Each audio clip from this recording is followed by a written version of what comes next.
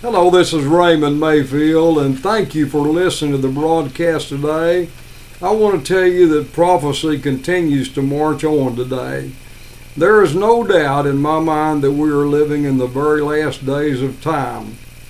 Current events and prophecy are coming together. The king of Babylon, Nebuchadnezzar, had a dream that troubled him in Daniel chapter 2. All of his wise men could not interpret the dream, but there was a Jewish man by the name of Daniel who was in captivity stepped forward and gave the interpretation. He saw a large statue that described Gentile nations from head to toe that would be in control for many years to come. First, he saw the head of gold, and it represented Babylon today, known as modern-day Iraq. The breast and arms of silver represent Medo-Persia, or modern-day Iran.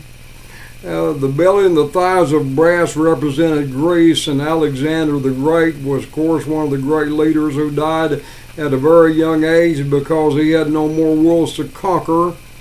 The legs of iron represent the Roman Empire, and even though it was destroyed and attacked in 427 AD, it's still in charge of a lot of things today.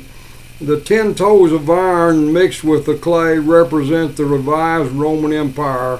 Daniel chapter 2 and 33 through 35 and 41 through 44. The 10 toes represent the 10 countries that will be formed inside the old Roman Empire. The Antichrist will rise out of one of these 10 countries to rule over the Roman Empire in the last days. The 10 countries will be ruled by 10 separate kings for the first 3.5 years. It will take the Antichrist this long to gain full control over the old Roman Empire. Interesting enough, this will not be the revived Roman Empire, but the revised Roman Empire. And then it talks about the image is going to be smitten by the stone, and that will be Jesus Christ himself. He is the stone. Daniel chapter 2, verses 34, 35, 44, and 45. And of course, this was long before Jesus was ever born in Bethlehem in a manger. But this stone is Jesus Christ himself. This stone represents also in the Old Testament, this will be a stone that the builders rejected. It tells us, tradition says that during the erection of Solomon's temple, the cornerstone for the building that arrived before the builders were ready for it.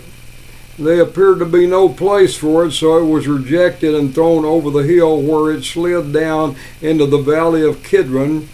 There weeds and briars and all things grew up around it.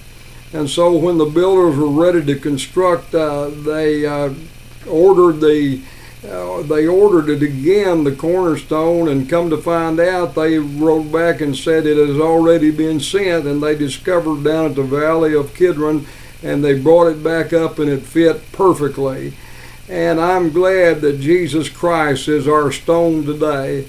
I'm glad that we're built up on a solid rock today, and that is Jesus Christ. Yes, we are, friend, living in the last days. We need to get our hearts right and get our hearts ready. Any day Jesus Christ is going to come back and get his church. I pray for you today that God will bless you today, and I'll have further on this in my next session. And thank you so much for listening to this program today.